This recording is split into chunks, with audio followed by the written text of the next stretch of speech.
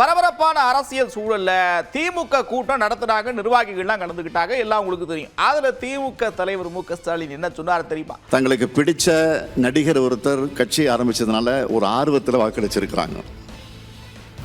கொஞ்ச நாள்லயே இந்த பொம்மை மேல அவங்களுக்கு இன்ட்ரெஸ்ட் போயிடும்.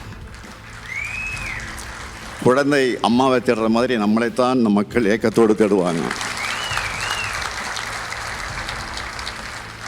நான் ரொம்ப பணிவோடு சொல்கிறேன், கடந்த 50 ஆண்டுகளில் தமிழ்நாடு பார்த்துருக்கக்கூடிய கடந்த 5 வருஷம் ஆட்சி தான் மிக சிறப்பான ஆட்சி. இதை சொல்கிறதுல எனக்கு எந்த தயக்கமும் இல்லை. இப்படி சொல்கிறதுனால நம்முடைய முன்னோர்களை விட நான் பெரியவன்னு சொல்ல வரல. அவங்களுடைய ஆட்சிகளிலிருந்து கற்றுக்கிட்ட பாடங்களை தான் அதை விட சிறப்பான ஆட்சியை நாம் கொடுத்துருக்கோம். நாம் முடிச்சு வச்சிருக்கக்கூடிய பணிகள், பாதியிலே நிற்கக்கூடிய பணிகள்லாம் திறந்து வச்சுட்டு இருந்தால